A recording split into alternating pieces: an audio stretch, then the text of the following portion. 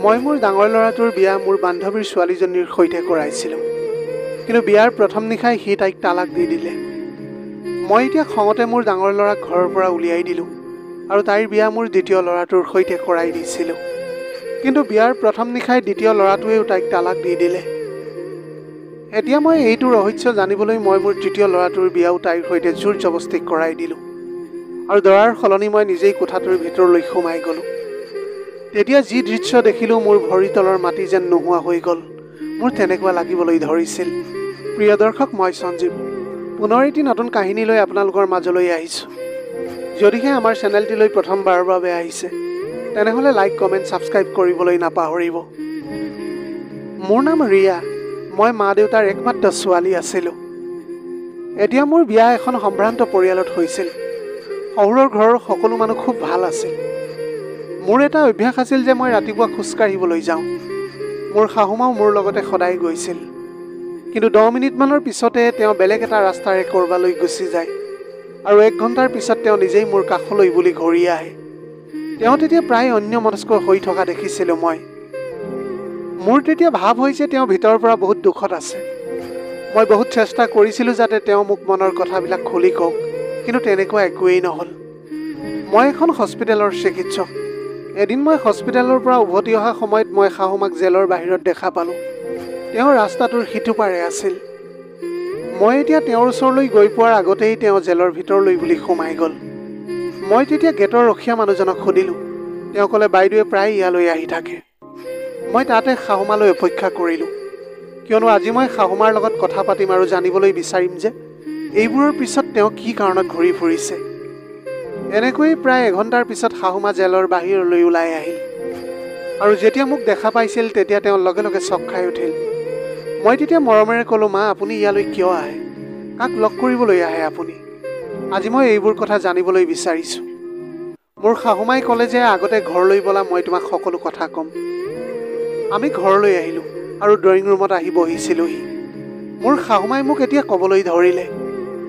তেতিয়া তেওঁ ক'লে যে মোৰ বিয়াখন বহুত ধনী পৰিয়ালত হৈছিল। মোৰ স্বামীয়ে মোক বহুত মৰম কৰিছিল। পৰিয়ালত সকলোতকৈ ডাঙৰ বোৱাৰী হোৱাৰ বাবে সকলোৱে মোক সন্মান কৰিছিল। মোৰ সকলো আদেশ পালন কৰিছিল। তাৰ কাৰণ এইটো আছিল যে পৰিয়ালত একমাত্ৰ মই আছিলোঁ যাৰ অকল পুত্ৰ সন্তানেই আছিল। মোৰ 4জন ল'ৰাই আছিল, ছোৱালী এজনীও নাছিল। সেইবাবে মোৰ ছোৱালীৰ প্ৰতি বহুত হেঁপাহ আছিল, কিন্তু ভগৱানে চাগে মোৰ কপালত ছোৱালীৰ নাম নিলিখিলে। মই বিচাৰিছিলোঁ যে মোৰ প্ৰথম সন্তানটো ছোৱালী হওক, কিন্তু মোৰ মনোবাঞ্ছাটো পূৰণ নহ'ল। চতুৰ্থ ল'ৰাটোৰ মাত্ৰ 2 বছৰ হৈছিলে, তেনেতে মোৰ স্বামী এটা দুৰ্ঘটনাত নিহত হ'ল। মোৰ ল'ৰাকেইটাৰ বয়সৰ ব্যৱধান 2 বছৰৰ আছিল তেতিয়া। সিহঁতে এতিয়া একেলগে ডাঙৰ ডেকা হৈ আহিল। পৰিয়ালৰ সকলোৰে চকু মোৰ ল'ৰাকেইটাৰ ওপৰতে আছিল, কিয়নো সিহঁত অতি নম্ৰ, বিনয়ী, সাহসী আৰু অতি সুন্দৰ আছিল। মই সিহঁতক দিয়া সংস্কাৰৰ ওপৰত মই সদায় গৰ্ব কৰিছিলোঁ। যেতিয়া মোৰ ডাঙৰ ল'ৰাটোৰ বয়স 25 বছৰ হ'ল, তেতিয়া মোৰ বান্ধৱীয়ে তাইৰ ছোৱালী এজনীক আমাৰ ঘৰলৈ বুলি লৈ আহিলে।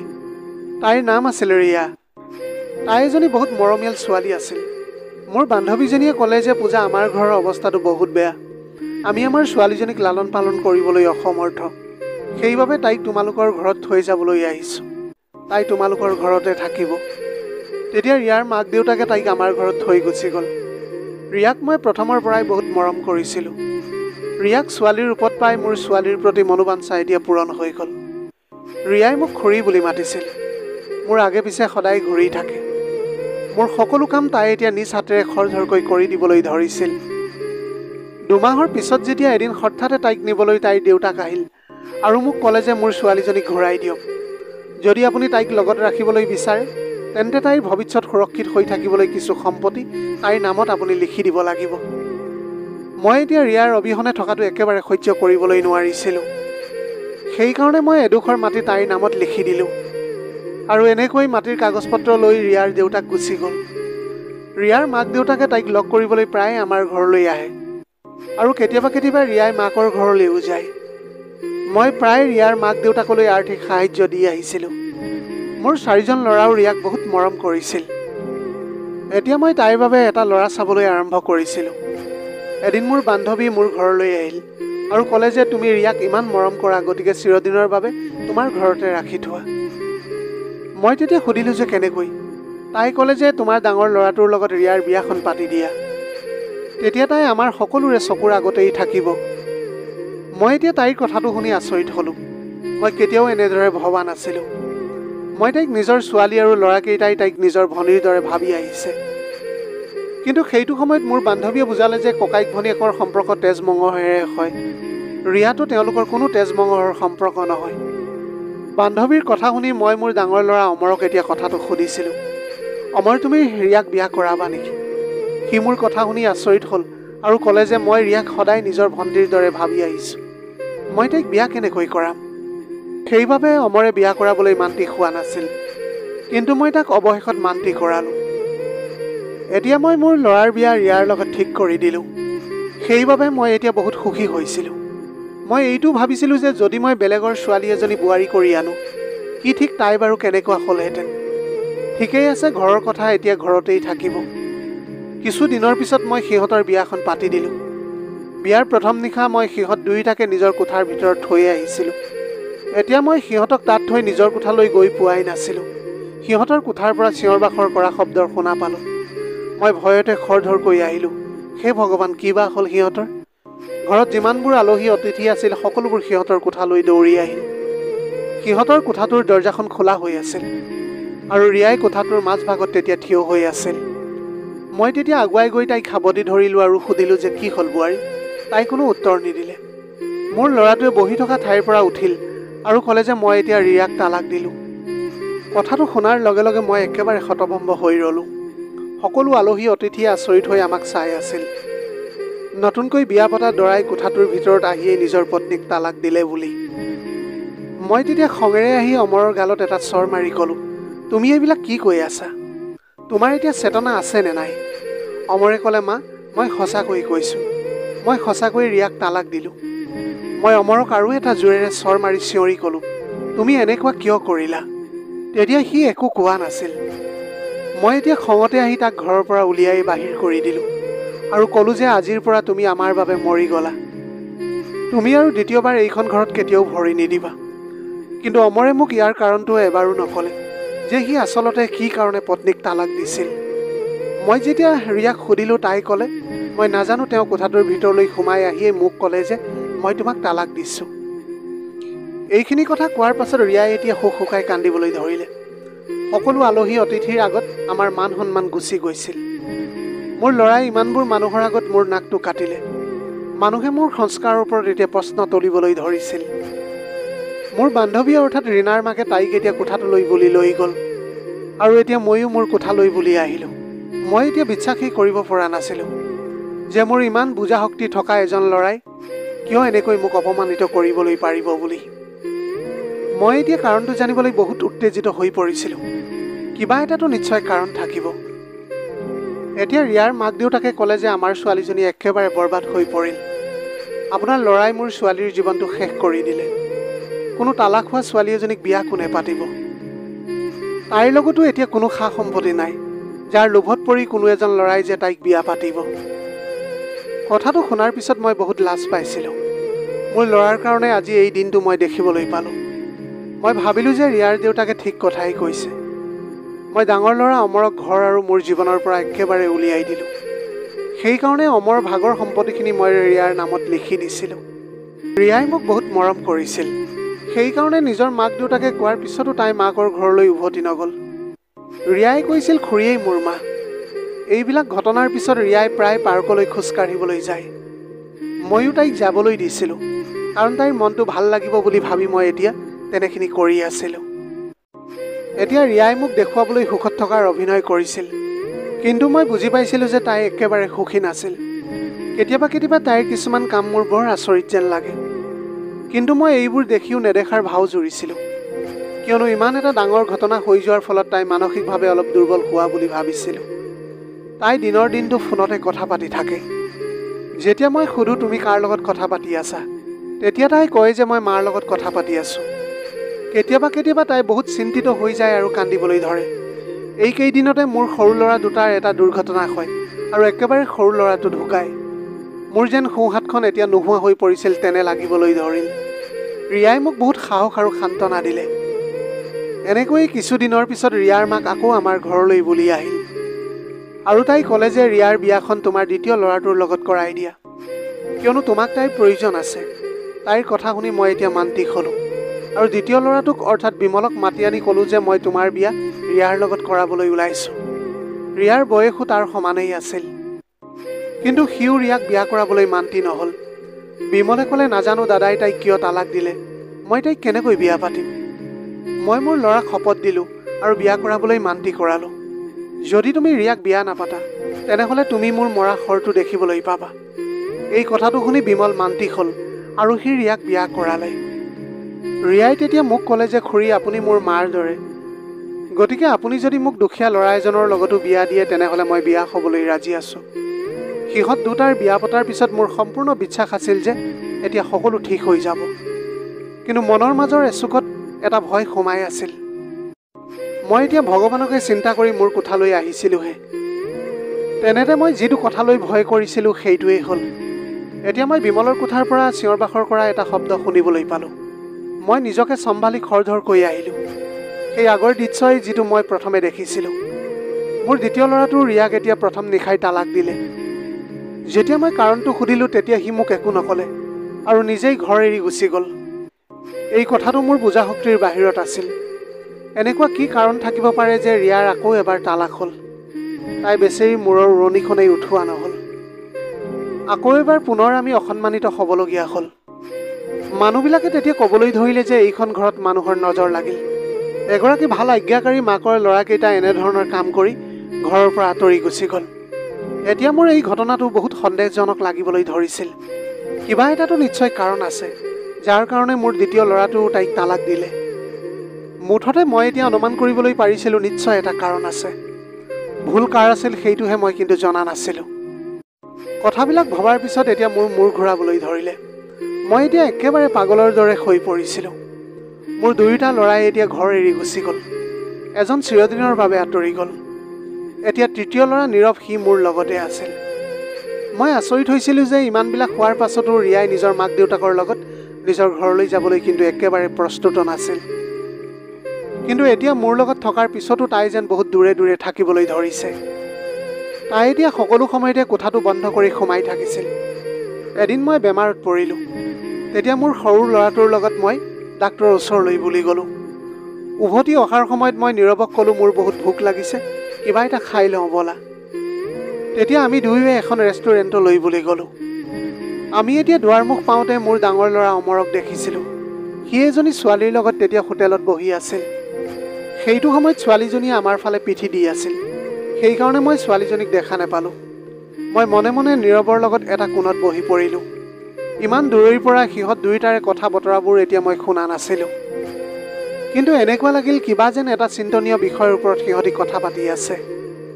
সেইকাৰণে চাগে সিহঁতৰ দুয়োৰে মাজত ইমান তৰ্কাতৰ্কি লাগি আছিল। কিছু সময়ৰ পিছত মোৰ ডাঙৰ ল'ৰা অমৰে যেতিয়া সেই ছোৱালীজনীৰ সৈতে বাহিৰলৈ ওলাই গ'ল, তাইক দেখি মোৰ সন্দেহ উপজিল, কিয়নো সেই ছোৱালীজনী ৰিয়াৰ নিচিনাই লাগিছিল। কিন্তু সেইটো সময়ত সেই ছোৱালীজনীয়ে নিজৰ দুপট্টাখনেৰে নিজৰ মুখখন ঢাকি ৰাখিছিল। সেইকাৰণে মই তাইক চিনিবলৈ নোৱাৰিলোঁ। পিছত ভাবিলোঁ ৰিয়াই ইয়ালৈ কিয় আহিব বাৰু, তাইকতো ইতিমধ্যে তালাক দিয়া হৈছে। মই ঠিক সেইটো সময়তে ঘৰলৈ ফোন কৰিলোঁ আৰু কাম কৰা বাইজনীক ক'লোঁ যে চোৱাচোন ৰিয়া বৌ ঘৰত আছে নে নাই। তেতিয়া কাম কৰা বাইজনীয়ে ক'লে যে বাইদেউ, ৰিয়া বৌ ঘৰত নাই। কথাটো শুনাৰ লগে লগে মোৰ আকৌ এবাৰ সন্দেহ উপজিবলৈ ধৰিল। ঘৰলৈ অহাৰ পিছত মই ৰিয়াৰ ওপৰত চকু ৰাখিলোঁ। এনেকুৱা একোৱেই তাই কাম কৰা নাছিল যে মোৰ সন্দেহ উপজিব। মাত্ৰ এটা সন্দেহজনক আছিল যে তাই কেতিয়াবা কেতিয়াবা অকলে বাহিৰলৈ ওলাই যায়। এদিন ময়ো তাইৰ পিছে পিছে গৈছিলোঁ। মই তেতিয়া সেইটো সময়তে আচৰিত হৈছিলোঁ যেতিয়া তাই পাৰ্কত মোৰ দ্বিতীয় ল'ৰাটোক লগ কৰিলে। সিহঁতে বহুত সময় ধৰি কথা পাতিছিল। তাই মোৰ ল'ৰাকেইটাৰ লগত কথা পাতি থাকে, কিন্তু কিহৰ কাৰণে আৰু কিয় মই সেইটোহে বুজিব পৰা নাছিলোঁ। সিহঁতেতো তাইক তালাক দিছিল। মই এতিয়া ৰিয়াক কিমানবাৰ সুধিবলৈ চেষ্টা কৰিলোঁ যে মোৰ ল'ৰাই তোমাক তালাক কিয় দিলে, কিন্তু তাই সেই কথাটো কেতিয়াও মোক ক'বলৈ চেষ্টা কৰাই নাছিল। অৱশেষত এতিয়া মই এই ৰহস্যটো জানিবলৈ নিজকে প্ৰস্তুত কৰি তুলিছিলোঁ। এদিন মই ৰিয়াক ক'লোঁ যে তোমাৰ তৃতীয় বিবাহ মোৰ তৃতীয় ল'ৰাটোৰ সৈতে কৰাবলৈ বিচাৰিছোঁ, তুমি সন্মতি দিবানে? মোৰ কথাটো শুনি ৰিয়াই ক'লে, আপুনি মোৰ মাৰ দৰে, গতিকে আপুনি যি বিচাৰে মোৰ জীৱনটোৰ সৈতে কৰিব পাৰে, এইটো আপোনাৰ অধিকাৰ আছে। সেইকাৰণে ৰিয়াৰ বিয়াখন এতিয়া মোৰ তৃতীয় ল'ৰাটোৰ সৈতে কৰাই দিবলৈ বিচাৰিছোঁ, যাতে এই ৰহস্যটোৰ বিষয়ে মই জানিবলৈ পাৰোঁ যে এনেকুৱা কি হয় যে বিয়াৰ প্ৰথম নিশাই ৰিয়াক তালাক দিয়ে সিহঁতি। মই এইখন বিয়া ঠিক কৰিছিলোঁ যাৰ কাৰণে ৰিয়াই এতিয়া বহুত সুখী হৈ পৰিছিল। মোৰ চতুৰ্থ ল'ৰাটো ৰিয়াতকৈ 2 বছৰ সৰু আছিল। তথাপিও সি মোৰ সিদ্ধান্তটোত এতিয়া সন্মতি জনাইছিল। বিয়াৰ প্ৰথম নিশাই মই মোৰ ল'ৰাটোক ক'লোঁ যে মোৰ গাটো বৰ ভাল নহয়, তুমি ফাৰ্মাচীলৈ যোৱা আৰু মোৰ কাৰণে ঔষধ লৈ আহা। সি দৰাৰ কাপোৰ সাজ সলাই গুচি গ'ল। সি যোৱাৰ পিছত মই তাৰ দৰাৰ সাজযোৰ পিন্ধি ল'লোঁ আৰু লগতে মুখত মুখ ঢকা পোছাকটো পিন্ধি ল'লোঁ। এতিয়া তাৰ ঠাইত মই নিজেই তাৰ কোঠালৈ বুলি সোমাই গ'লোঁ। তেতিয়া ৰিয়াই এই বিচনাখনতে বহি আছিল। নিজৰ স্বামীক দেখি ৰিয়াই বিচনাৰ পৰা নামি থিয় হৈ গ'ল আৰু তাই নিজেই কৈছিল, মই জানো যে এতিয়া তুমি মোৰ স্বামী, কিন্তু মই তোমাক মাত্ৰ এইটোৱেই ক'ব বিচাৰোঁ যে মই তোমাক সদায় নিজৰ ভাইটিৰ দৰে ভাবি আহিছোঁ। সেইবাবেহে মই তোমাক মোৰ স্বামীৰ ৰূপত কেতিয়াও গ্ৰহণ কৰিবলৈ নোৱাৰিম। তোমাৰ মনত আছেনে, মই আৰু তুমি সৰু হৈ থাকোঁতে একেলগে খেলিছিলোঁ আৰু তোমাক কেঁচুৱাৰ দৰে মৰম কৰিছিলোঁ। মই তোমাক ভাইটিৰ স্থান দিছোঁ। মই তোমাক মোৰ স্বামীৰ স্থান কেতিয়াও দিবলৈ নোৱাৰিম। আৰু খুৰীয়ে মোৰ বিয়া তোমাৰ সৈতে জোৰ জবস্তি কৰাই দিছে। খুৰীয়ে মোক কৈছিল যে বিয়া হোৱাৰ ৰাতিয়েই তুমি তালাক ল'বা। তেওঁ মাত্ৰ সমাজৰ আগত দেখুৱাবলৈ বিচাৰিছিল যে মই মোৰ বান্ধৱীৰ ছোৱালীক কিমান ভাল পাওঁ। সেইকাৰণে তোমাৰ মায়ে দাদাহঁতক যেনেধৰণে কৈছিল আৰু দাদাহঁতেও তেনেকৈ কৰি গৈছিল। আজিও খুৰীয়ে মোক কোঠাটোৰ ভিতৰলৈ অহাৰ আগতে কৈছিল যে মোৰ ল'ৰাটোক তুমি মোৰ বাৰ্তাটো দি দিবা যে সি যাতে তোমাক তালাক দিয়ে। সেইকাৰণে তুমি মাৰ সিদ্ধান্তটোৰ সন্মান কৰা আৰু মোক তালাক দিয়া। মই এতিয়া মনে মনে ৰিয়াৰ কথাবিলাক শুনি আছিলোঁ। ৰিয়াই ক'লে যে যদি তোমাৰ মোৰ কথাৰ ওপৰত বিশ্বাস হোৱা নাই, তেনেহ'লে মোৰ মাক কথাটো তুমি সুধি লোৱা। ৰিয়াই তেতিয়া মাকক ফোন কৰি মাতিলে। কিছু সময়ৰ পিছত মোৰ বান্ধৱীও কোঠাটোলৈ বুলি সোমাই আহিল আৰু লগতে ক'লে যে নীৰৱ জোঁৱাই, ৰিয়াই সঁচা কথাই কৈছে যে তাই সদায় তোমাক নিজৰ ভাইটিৰ দৰে ভাবি আহিছে। তাই তোমাৰ মাক বহুত মানা কৰিছিল যে তাই এইখন বিয়াত বহিবলৈ একেবাৰে ৰাজি নহয়, কিন্তু তোমাৰ মাই মান্তিয়েই খোৱা নাছিল। মোৰ ছোৱালীজনীয়ে তোমাক স্বামীৰ ৰূপত একেবাৰে গ্ৰহণ কৰিবলৈ নোৱাৰে। আচলতে ৰিয়াই আন কাৰোবাকহে ভাল পায়। তুমি তাইক তালাক দিয়া উচিত, যাতে তাই ভালপোৱা ল'ৰাজনৰ লগত বিয়াখন সুন্দৰকৈ পাতিবলৈ পাৰে। মোৰ বান্ধৱী আৰু ৰিয়াই গম পোৱা নাছিল যে দৰাৰ সাজত আচলতে ময়ে আছিলোঁ। কথাবিলাক শুনাৰ পিছত মোৰ এতিয়া উশাহটো একেবাৰে বন্ধ হ'বলৈ ধৰিলে যে তাই ইমান কেনেকৈ মিছা কথা ক'বলৈ পাৰে। ৰিয়া আৰু মাক দুয়োজনী মিলি আছিল আৰু এনেকৈ মিছা কথা কৈ মোৰ ল'ৰাকেইটাৰ পৰা তালাক লৈছিল। মোৰ বান্ধৱীৰ ছোৱালী ৰিয়া, যাক মই মোৰ নিজৰ ল'ৰাতকৈ বেছি মৰম কৰিছিলোঁ, কিন্তু মই কেতিয়াও ভবা নাছিলোঁ যে ৰিয়া আৰু মোৰ বান্ধৱীয়ে মিলি এইবিলাক কাম কৰিবলৈ পাৰিব। মই এইটো বিশ্বাস কৰিব পৰা নাছিলোঁ যে আচল ৰহস্যটো ইমান ভয়ানক হ'ব পাৰে বুলি। মোৰ জীৱটো এতিয়া ওলাই যোৱা যেন লাগিবলৈ ধৰিছিল। মই এতিয়া মুখত পিন্ধা পোছাকটো খুলি দূৰলৈ দলিয়াই দিলোঁ। তেতিয়া সিহঁতে মোক দেখি থতমত খাবলৈ ধৰিছিল। ৰিয়াই তেতিয়া ক'লে যে খুৰী আপুনি ইয়াত। সিহঁতে আচলতে আশাই কৰা নাছিল যে মই দৰাৰ ৰূপত সিহঁতৰ আগত থিয় হৈ যাম বুলি। মই তেতিয়া আগুৱাই গৈ ৰীণাৰ গালত এটা জোৰেৰে চৰ মাৰিলোঁ আৰু চিঞৰি ক'লোঁ যে চুপ, একদম চুপ থাক। সাৱধান, আজিৰ পৰা যদি তুমি মোক খুৰী বুলি কোৱা। তুমি যে এজনী ইমান বদমাছ ছোৱালী হ'বা বুলি মই কেতিয়াও বিশ্বাস কৰিবলৈ পৰা নাছিলোঁ। মোৰ ল'ৰাকেইটাৰ বিৰুদ্ধে মোক উচতাই আছিলা। তোমাৰ কাৰণে মই মোৰ ল'ৰাকেইটাক ঘৰৰ পৰা উলিয়াই দিলোঁ। মোৰ বান্ধৱীজনীয়ে আগুৱাই আহি ক'লে যে পূজা, মোৰ কথাটো শুনাচোন, কিন্তু মই তাইকো ঠেলা মাৰি পিছুৱাই দিলোঁ। ৰিয়াই এতিয়া চিন্তিত হৈ গ'ল যে মই সকলো কথা গম পাই গ'লোঁ বুলি। তাই তেতিয়া তৎক্ষণাত নিজৰ হাতখন মোৰ মুখত ৰাখিলে আৰু মোক চকী এখনত বহুৱাই চকুৱে চকুৱে মাকৰ লগত কিবা কথা পাতিলে আৰু তাই লগালগ মোৰ হাত ভৰি দুখন দুপট্টাৰে বান্ধি দিলে আৰু মোৰ মুখত কাপোৰ ভৰাই দিছিল। ৰিয়াই তেতিয়া ক'লে যে ক্ষমা কৰিব খুৰী, যদিহে এইবোৰ কথা আপুনি গম নাপালেহেঁতেন, তেনেহ'লে আপোনাৰ লগত এনেকুৱা এটা কাৰ্য কেতিয়াও কৰিবলগীয়া নহ'লহেঁতেন। সেইবাবে এতিয়া আপুনি ইয়াতে বন্দী হৈ থাকিব লাগিব। মই চিঞৰিবলৈ বিচাৰিছিলোঁ, কিন্তু মোৰ মাত মোৰ মুখৰ ভিতৰতে বন্ধ হৈ থাকিল। সিহঁতে এনেকুৱা কিয় কৰি আছিল? তেতিয়াই হঠাৎ দৰজাখনত কোনোবাই টুকুৰিয়াইছিল।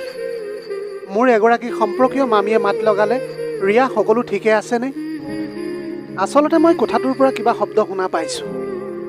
ৰিয়াই দৰজাখন খোলাৰ পৰিৱৰ্তে তাই ভিতৰৰ পৰাই মাত লগালে, সকলো ঠিকেই আছে মাহীদেউ, আপুনি যাওক আৰু বাকী থকা কামবোৰত সহায় কৰক। ৰিয়াই চকীখনৰ লগতে মোকো বাথৰুমত বন্ধ কৰি দিলে। কিছু সময়ৰ পিছত মোৰ সৰু ল'ৰাটোৰ মাত মই শুনিবলৈ পালোঁ। সি মোৰ কথাই তেতিয়া সুধি আছিল। ৰিয়াই তেতিয়া কৈ আছিল যে মা নিজৰ কোঠাটোতেই আছে। মোৰ ল'ৰাই মোক বিচাৰি আছিল। মই ভিতৰত এতিয়া সহ্য কৰিয়ে আছিলোঁ। মই কেতিয়াও সপোনতো ভবা নাছিলোঁ যে মোৰ লগত এনেকুৱাখিনি হ'ব। কিছু সময়ৰ পিছত মই আকৌ বাহিৰৰ পৰা মাত শুনিবলৈ পালোঁ। মোৰ ল'ৰাই মোক বিচাৰি বিচাৰি বাহিৰলৈ ওলাই গৈছে। মই এতিয়া নিজেই ৰছীবিলাক খুলিবলৈ বহুত চেষ্টা কৰিছিলোঁ, কিন্তু মোৰ চেষ্টা সফল নহ'ল, কিয়নো সিহঁতে মোক বহুত মজবুতকৈ বান্ধি থৈছিল। কিছু সময়ৰ পিছত মোৰ বান্ধৱীয়ে আহি মোক তাৰ পৰা টানি টানি উলিয়াই আনি ষ্ট'ৰ ৰুমত বন্ধ কৰি থ'লে। মই এতিয়াও নিজৰ ল'ৰাটোৰ দৰাৰ হাতযোৰতে আছিলোঁ। ষ্ট'ৰ ৰুমটোত বহুত গৰম আছিল, যাৰ কাৰণে মোৰ এতিয়া অৱস্থাটো বহুত বেয়া হ'বলৈ ধৰিছিল। মই আশা কৰিছিলোঁ যে মোৰ ল'ৰাই মোক বিচাৰি পাব, কিন্তু গোটেই দিনটো পাৰ হ'ল সি মোক বিচাৰি নাপালে। মোক বন্দী কৰি ৰখা 2 দিন হ'ল, আৰু ৰিয়াই আহি মোক মাত্ৰ দিনত এবাৰেই খাদ্য দিছিলহি। এতিয়া মোৰ ভোকত জিও ওলাই যোৱা যেন অৱস্থা হৈ পৰিছিল। মই নিজকে মুকলি কৰিবলৈ বহুত চেষ্টা কৰিলোঁ, যিটো মই যোৱা 2 দিন ধৰি কৰি আহিছিলোঁ। সন্ধিয়ালৈ মই চেষ্টা কৰি কৰি ৰছীডাল ঢিলা কৰি দিলোঁ, আৰু ৰাতি মই চেষ্টা কৰি কৰি নিজকে মুকলি কৰি ল'লোঁ। ৰাতি যেতিয়া দৰ্জাখন খুলি ৰিয়া ভিতৰলৈ সোমাই আহিল, তেতিয়া মই ষ্ট'ৰ ৰুমত থকা লাঠি এডাল উঠালোঁ আৰু তাইৰ মূৰত মাৰি অচেতন কৰি দিলোঁ। আৰু তাৰপিছত নিজে দৌৰি আহি ষ্ট'ৰ ৰুমৰ বাহিৰলৈ ওলাই আহিছিলোঁ। মোৰ ল'ৰাটোৱে মোক বিচাৰি বিচাৰি ভাগৰি পৰিছিল। মই চিঞৰি চিঞৰি ল'ৰাটোক মাত দিলোঁ। মোৰ মাত শুনি এতিয়া সি দৌৰি আহিছিল। মোৰ অৱস্থা সেইটো সময়ত বহুত বেয়া হৈ পৰিছিল। মই ক'লোঁ যে তোমাৰ পত্নী ৰিয়াই মোক ষ্ট'ৰ ৰুমত বন্দী কৰি ৰাখিছিল। এইখিনি কথা কৈয়ে মই তেতিয়া অচেতন হৈ পৰিছিলোঁ।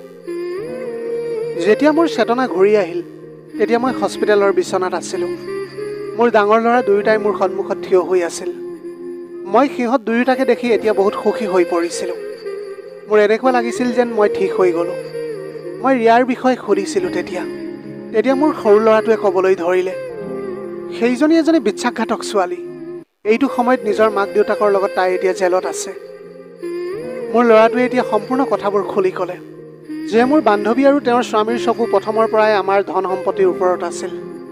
যেতিয়া মোৰ স্বামীৰ মৃত্যু হৈছিল, তেতিয়া তেওঁলোকে এটা প্লেন বনালে আৰু নিজৰ ছোৱালীজনীক মোক দিছিলহি, যাতে ৰিয়াৰ জৰিয়তে মোৰ সম্পত্তিৰ ওপৰত দখল কৰিবলৈ পাৰে। যেতিয়া ৰিয়াই মোৰ ডাঙৰ ল'ৰাটোৰ লগত প্ৰথম বিয়াত বহিছিল, প্ৰথম নিশাই ৰিয়াই এইটোৱেই কৈ থাকিল যে মই তোমাক নিজৰ ডাঙৰ দাদা বুলি ভাবি আছোঁ। মই তোমাৰ লগত স্বামী স্ত্ৰীৰ সম্পৰ্ক গঢ়িবলৈ নোৱাৰিম। মই আন কাৰোবাকহে ভাল পাওঁ, গতিকে তুমি মোক তালাক দিয়া। তাইৰ এতিয়া উদ্দেশ্য আছিল যে মোৰ ল'ৰাকেইটাক এটা এটাকৈ ঘৰৰ পৰা উলিয়াই বাহিৰ কৰি দিয়া আৰু আমাৰ সকলো সম্পত্তিৰ ওপৰত একমাত্ৰ তাইৰ অধিকাৰ হোৱা। তাইৰ প্লেন সফল হৈছিল। মই মোৰ নিজৰ ল'ৰাকেইটাক ঘৰৰ পৰা উলিয়াই দিছিলোঁ। তাই মোৰ দ্বিতীয় ল'ৰাটোৰ পৰাও একেধৰণৰে তালাক লৈছিল, আৰু তেনেকৈ মই তাকো ঘৰৰ পৰা উলিয়াই দিছিলোঁ। পিছত তাই যে সত্যত আছে সেইকাৰণে নাটক কৰি মোৰ ল'ৰাকেইটাক লগ কৰিবলৈ গৈছিল পাৰ্কলৈ, আৰু সিহঁতক কৈছিল যে তোমাৰ মায়ে তোমাক ঘৰ আৰু জীৱনৰ পৰা উলিয়াই দিছে। তোমালোকেও মাৰ পৰা সম্পৰ্ক ভাঙি পেলোৱা আৰু কেতিয়াও ঘূৰি নাহিবা। এইখিনিলৈকে সহ্য কৰিবলৈ পাৰি, কিন্তু সিহঁতে সম্পত্তি লোভীয়া আছিল। জানি বুজিয়েই মোৰ ল'ৰা দুটাক এক্সিডেণ্ট কৰোৱাইছিল, যাতে দুয়োটাই মৰি যায়। কিন্তু এইটো ভগৱানৰ কৃপা আছিল যে এজনৰ জীৱনটো ৰক্ষা পৰিল। ইহঁত তিনিওজন মিলি মোৰ হাঁহি ধেমালিৰে ভৰি থকা ঘৰখন ভাঙি দিলে। মোৰ ছোৱালী কৈ কৈ সেইটো সময়ত মোৰ মুখখন একেবাৰে বিষোৱা নাছিল, আৰু অৱশেষত তাই এনেকুৱা ওলাল যে মোৰ ঘৰখনেই একেবাৰে খাই পেলালে। আৰু এই সকলোবোৰ তাইৰ মাক বাপেকে তাইক শিকাইছিল। আজি সিহঁত তিনিওজন জেলত আছে। মই কেতিয়াবা কেতিয়াবা জেলত ৰিয়াক লগ কৰিবলৈ যাওঁ, কিয়নো মই তাইক নিজৰ ছোৱালীৰ দৰেই লালন পালন কৰিছিলোঁ। তাইক চাব মন গ'লে মই এতিয়া জেললৈ যাওঁ। তেতিয়া তাই মোক বহুত ক্ষমা খোজে, কিন্তু মই তাইক কেতিয়াও ক্ষমা কৰিবলৈ নোৱাৰোঁ। তাই মোৰ পৰা মোৰ ল'ৰাৰ জীৱনটো কাঢ়ি নিলে, যিয়ে নেকি কেতিয়াও ঘূৰি আহিবলৈ নোৱাৰে। এইবোৰ কথা কোৱাৰ পিছত মোৰ শাহুমাই ক'লে যে মই মোৰ তিনিওজন ল'ৰাৰ বিয়া আকৌ এবাৰ পাতিলোঁ। ডাঙৰ ল'ৰা অমৰ বিয়া মই তোমাৰ সৈতে কৰালোঁ। আজি মোৰ ল'ৰাকেইটাই নিজৰ নিজৰ সংসাৰত বহুত সুখত আছে। ৰাতিপুৱা তোমাৰ সৈতে যেতিয়া খোজকাঢ়িবলৈ যাওঁ, তেতিয়া মাজতে মই নিজৰ ল'ৰাটোৰ সমাধিৰ ওচৰলৈ যাওঁ আৰু তাৰ সৈতে বহুত কথা পাতোঁ। তেতিয়া মোৰ অন্তৰখনে বহুত শান্তি পায়। এতিয়া মই মোৰ শাহুমাৰ কাহিনীটো শুনাৰ পিছত মই নিজকে উপলব্ধি কৰিবলৈ পাৰিলোঁ যে মোৰ এতিয়া সম্পূৰ্ণ বিশ্বাস আছিল যে তেওঁলোকে এই জীৱনত বহুত কষ্ট সহিবলগীয়া হ'ব, আৰু চাগে মৃত্যুৰ পিছতো কষ্ট সহিবলগীয়া হ'ব। প্ৰিয় দৰ্শক, এয়াই আছিল আজিৰ কাহিনীৰ ভাগ। আজিৰ ভিডিঅ'টি কেনেকুৱা লাগিলে জনাব। যদি ভাল লাগিল তেনেহ'লে লগৰ বন্ধু বান্ধৱীসকলৰ মাজত শ্বেয়াৰ কৰিবলৈ নাপাহৰিব। আপোনালোকৰ গোটেই জীৱনটো হাঁহিৰে উপচি পৰক। পাৰিলে দুখীয়াজনক অলপ সহায় কৰিবলৈ চেষ্টা কৰিব। আপোনালোকৰ অকণমান সঁহাৰিয়ে যদি কোনোবা এজন দুখীয়াৰ জীৱনটো সলনি কৰিবলৈ পাৰে, তাতকৈ পুণ্যৰ কাম আৰু এইখন পৃথিৱীত একোৱেই হ'ব নোৱাৰে। Have a nice day.